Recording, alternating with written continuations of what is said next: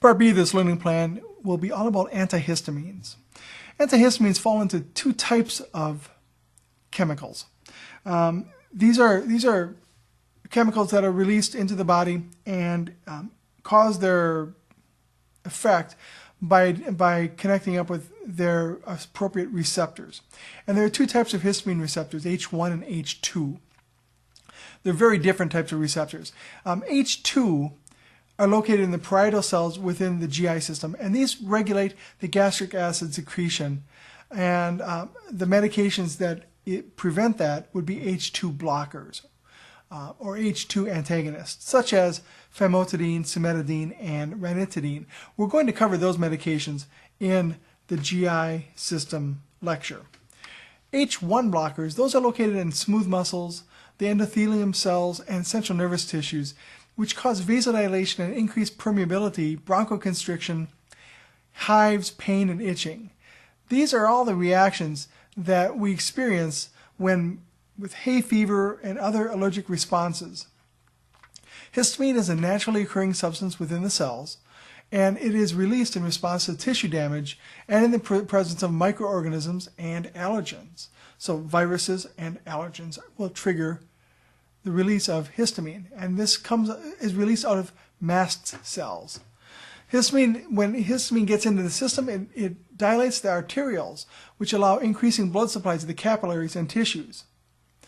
As a result of this flooding of the tissues, they become very red, enlarged, and swollen, and the amount of fluids leak into interstitial tissues. This causes hives and the associated discomfort. Many discomforts, such as swelling in the tissues, increased mucus production, causes localized disturbances and irritation. Antihistamines do not prevent the release of histamine, but it blocks the action of a histamine. These could be also considered histamine agonists, because remember, they prevent the histamine reaction or the histamine response within the cells. They are most useful in the treatment of allergic rhinitis. They cannot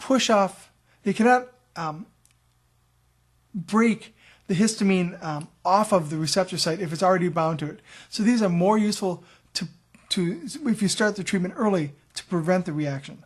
Once you're having a histamine reaction in the body, these are much less effective.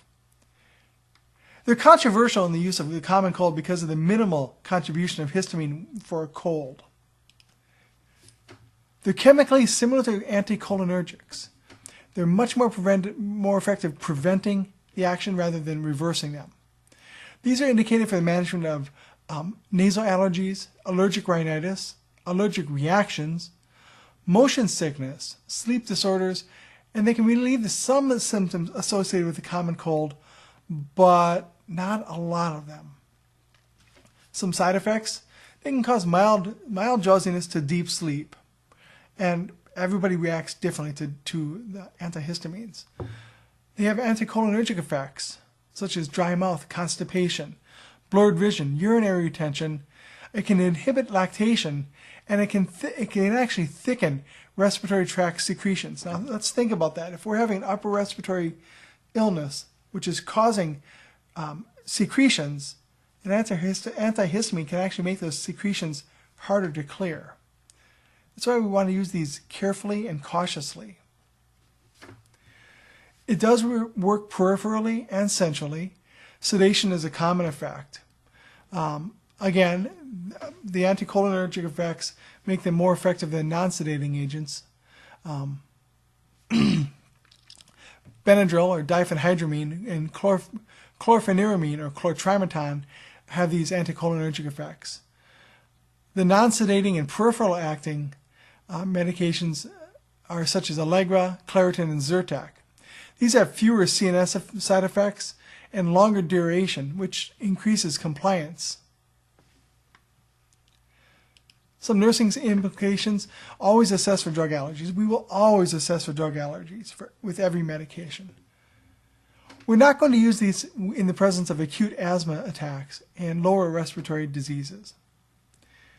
We're going to use them with caution with increased intraocular pressure, cardiac or renal disease, hypertension, asthma, COPD, peptic ulcer disease, BPH, or pregnancies.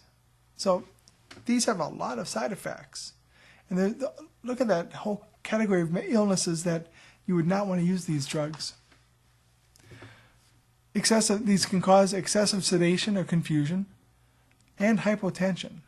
So you can't drive or use heavy machinery while using these. No alcohol or other CNS depressants. Monitor for therapeutic effects as always. And these are best tolerated when taken with a meal. So antihistamines do not eliminate symptoms once they're already started. They only prevent the worsening of symptoms. Their side effects can actually make some problems worse. So you have to use these carefully. Antihistamines in a nutshell.